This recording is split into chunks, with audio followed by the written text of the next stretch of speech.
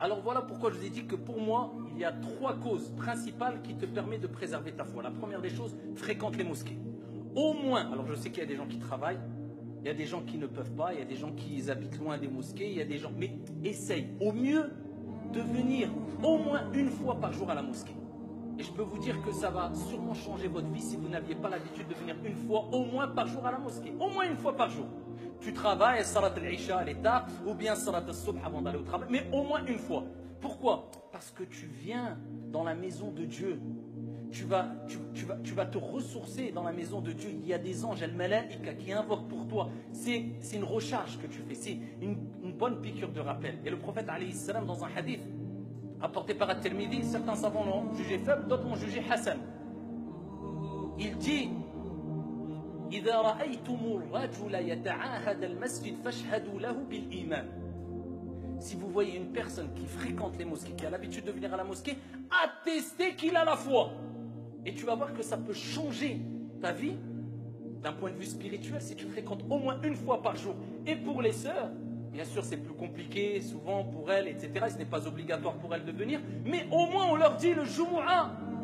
Au moins que les sœurs viennent au moins au Jumu'ah, participer à la Jumu'ah, cette prière qui est pleine de barakat, de bénédictions, afin d'écouter un rappel. Si Allah a voulu qu'on ait un rappel par semaine, c'est qu'il sait que l'être humain a besoin d'au moins ça. Au moins un petit rappel, une piqûre de rappel dans la semaine. Parce que toute la semaine, on est noyé dans la recherche de l'argent, les projets, ce qui est noble. Les projets, construire les responsabilités familiales, etc. etc.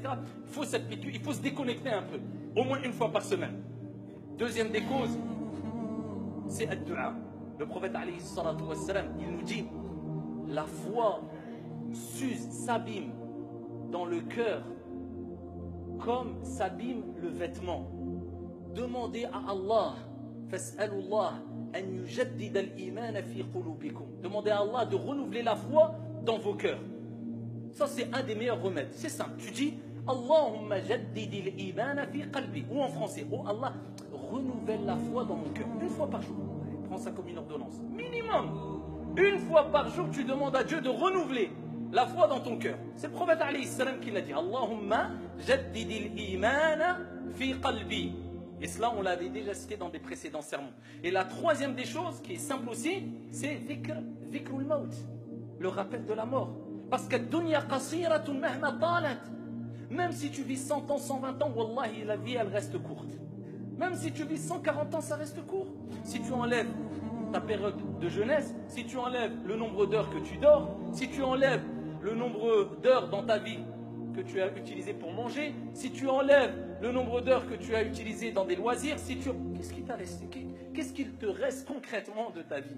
Donc la vie est très courte, surtout qu'aujourd'hui le temps passe très vite.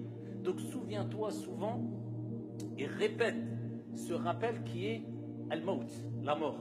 Ça ne t'empêche pas de vivre, d'être heureux, d'être épanoui, d'être ouvert, d'être... Mais toujours cela devant toi. Dans tous les cas, je dois mourir. Donc, je dois me préparer sereinement et sagement à rencontrer mon Seigneur Tabaraka wa Ta'ala dans l'au-delà. Alors, si tu respectes ces trois choses, une relation avec la mosquée, ad-du'a et te rappeler de la mort, je peux t'assurer que bi'idhnillah azza wa jal, tu vas préserver ta foi.